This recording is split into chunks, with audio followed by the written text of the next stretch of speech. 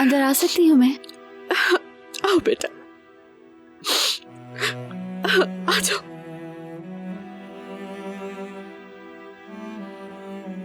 आप यहाँ सोएंगी आज? अपने कमरे में नहीं जा रही?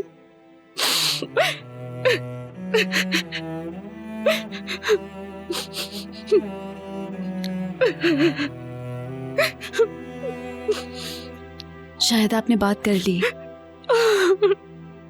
क्या जवाब मिला? और हो भी क्या सकता था अम्मी जान, मुकर गए ना वो। अब रोने का कोई फायदा नहीं है।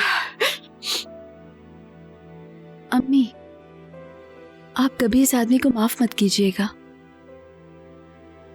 हरगिज नहीं। मैं जानती हूँ आपके दिल पे चोट लगी है, दुख हुआ है, पर प्लीज रोना बंद कर दें अब।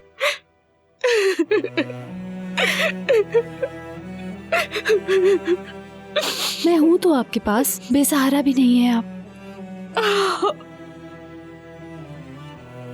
अभी इसी वक्त आप मेरे साथ चलें तो हम एक खूबसूरत जिंदगी शुरू कर सकते हैं। साथ दीजिए मेरा, एक दूसरे के साथ के अलावा और कुछ नहीं चाहिए हमें।